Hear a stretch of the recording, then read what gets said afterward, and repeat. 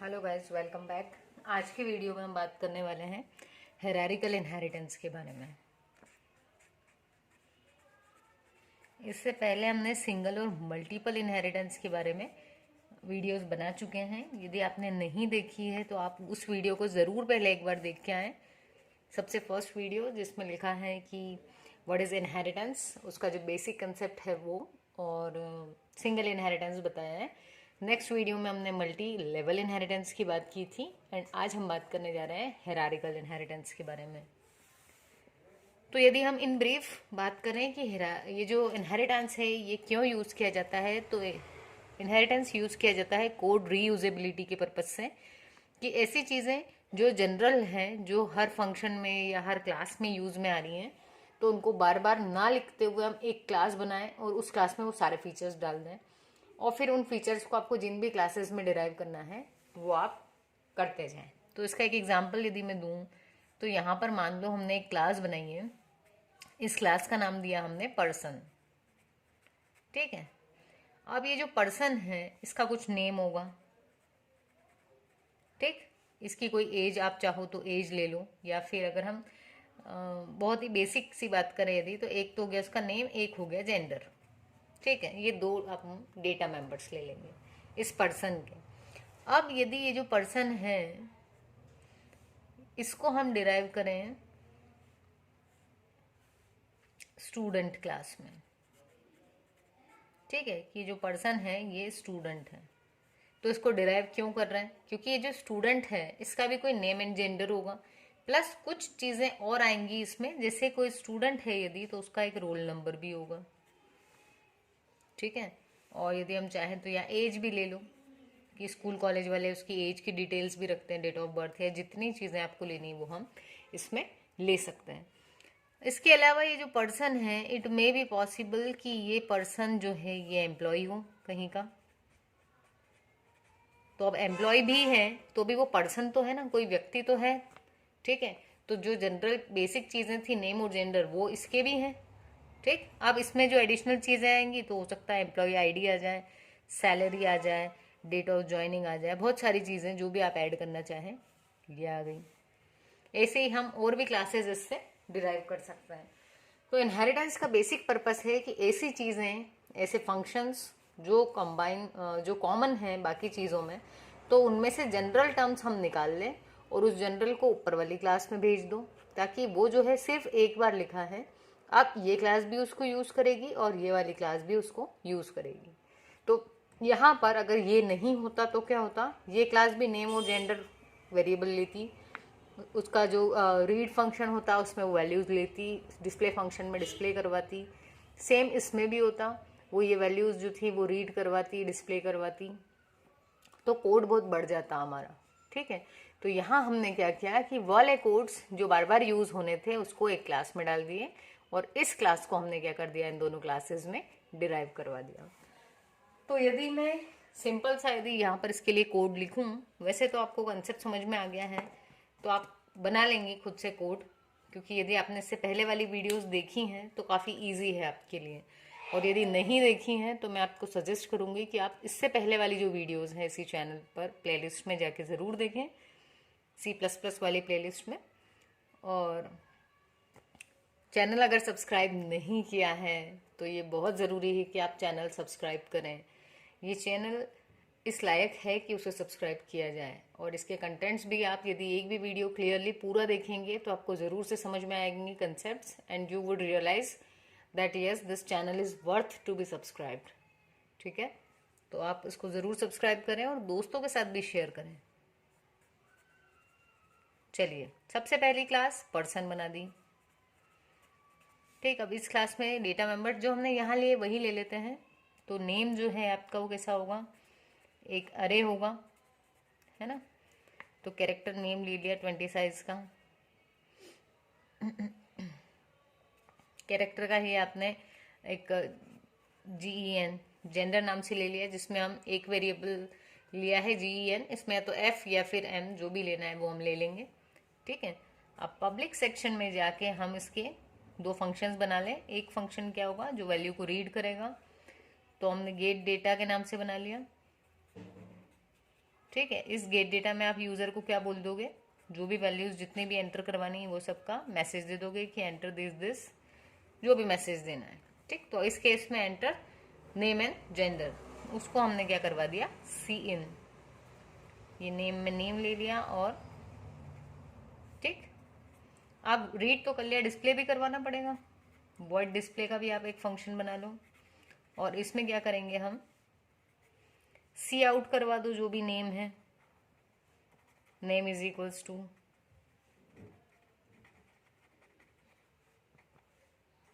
और दोनों वेरिएबल्स हमने प्रिंट करवा दिए। तो ये काम हो गया किसका, ये हो गया इस पर्सन क्लास का। अब ये जो है ये फिर से ना करना पड़े, इसके लिए हमने क्या किया, इस क्लास को डिराइव कर लिया या फिर कहें तो इनहेरिट कर लिया। किसमें, स्टूडेंट क्लास में। अब मैं पूरा कोड फिर से नहीं लिखूंगी, ठीक है। पब्लिक मोड में डिराइव किया किसको, पर्सन को। अब ये पर्सन के जो वेरिएबल्स थे वो इसमें आ गए। ये सिर्फ एक लाइन लिख देने से ये जो कोड था ये पूरा हमको नहीं लिखना पड़ रहा। ये ब्यूटी है किसकी, इनहेरिटेंस की, ठीक है, कि इसने क्या किया, जो हमारी कोड रीयूजेबिलिटी थी उसको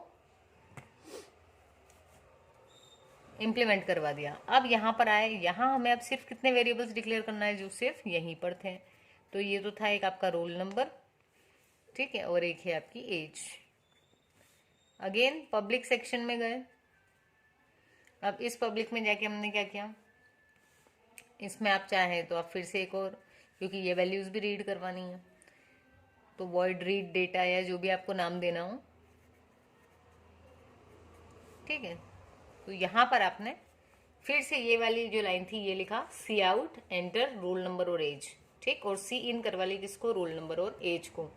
अब ये लिख लेने के बाद फिर से हमने क्या किया, वॉइड डिस्प्ले में गए, या डिस्प्ले डेटा लिख लो आप, है ना, वॉइड डिस्प्ले डेटा, ठीक है। ये डिस्प्ले डेटा बना दिया जिसमें हमने क्या किया, ये जो था रोल नंबर एज वगैरह सब ये प्रिंट करवा दिए हमने। नेक्स्ट, अब इसको क्लोज कर दिया। एक और क्लास बना लूँ। इस क्लास में भी क्या किया हमने, इस पर्सन को इनहेरिट किया, ये एम्प्लॉय में ले लिया पब्लिक में पर्सन। अब एम्प्लॉय के जो भी वेरिएबल्स थे वो हमने ले लिए। पब्लिक सेक्शन में गए, यहाँ पे हमने ले लिया वॉइड इनपुट, जिसमें कि हम क्या करेंगे, सैलरी को इनपुट करवा लेंगे। और सॉरी कैमरा डिस्टर्ब हो गया।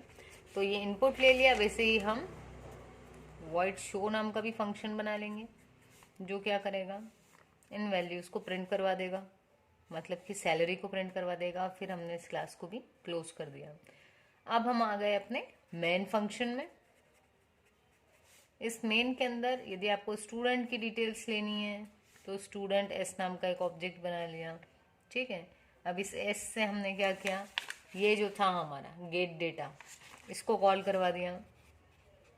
ये बहुत छोटा फंक्शन बनाया है हमने यहाँ पर, इसलिए हमें ऐसा लग रहा है कि अगर हम ये उसी में लिख देते तो भी चलता, लेकिन ये हम किस बिहाफ पे बात कर रहे हैं, हम किस कंटेक्स्ट में बात कर रहे हैं, ये कि जब सॉफ्टवेयर्स बनते हैं बड़े बड़े, है ना, जिसमें जो एक एक फंक्शन है वो बहुत थाउजेंड्स लाइन्स ऑफ कोड का होता है। मतलब यहाँ तो सिर्फ 2 ही लाइन ऑफ कोड है, लेकिन ऐसे फंक्शन जिसमें बहुत सारी हंड्रेड्स या थाउजेंड्स लाइन्स ऑफ कोड लिखना पड़ रहा है, तो उस केस में इस फंक्शन को दोबारा से लिखना एक टाइम कंज्यूमिंग टास्क है, प्लस वो स्पेस और टाइम कॉम्प्लेक्सिटी को भी बढ़ा देगा, ठीक है।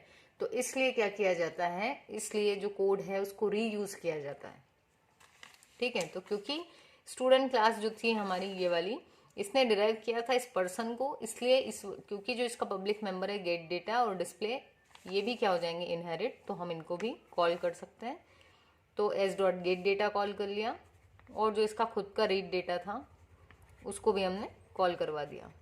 क्या होगा, गेट डेटा किसको कॉल करेगा, ये बच्चे से नेम और जेंडर ले लेगा, और ये जो रीड डेटा है ये क्या करेगा, ये उस बच्चे का रोल नंबर और एज रीड करवा लेगा, ठीक। अब क्या क्या हमने वैल्यूज रीड कर ली, अब हम डिस्प्ले करवाना चाह रहे हैं। तो इन वैल्यूज को डिस्प्ले करवाने के लिए हम क्या यूज कर सकते हैं यहाँ पर, डिस्प्ले वाला फंक्शन। अच्छा, आपसे एक क्वेश्चन है मेरा सभी से, जो लोग वीडियो देख रहे हैं, मुझे बताइएगा आप कि क्या हम ये जो रीड डेटा वाला फंक्शन था, इसमें डायरेक्टली इस नेम और जेंडर को भी रीड करवा सकते थे या नहीं। आपका जो भी आंसर हो, यस या नो, उसका रीजन भी जरूर बताना कि अगर हम यहाँ पर इसको रीड करवा सकते हैं तो क्यों, और यदि हम यहाँ इनको एक्सेस नहीं कर सकते तो क्यों नहीं कर सकते। ठीक है, तो डिस्प्ले के थ्रू क्या डिस्प्ले होगा, नेम एंड जेंडर। फिर हम किसको डिस्प्ले क्या कर रहे हैं यहाँ पर, ये है डिस्प्ले डेटा, जो किसको डिस्प्ले करवाएगा, रोल नंबर और एज।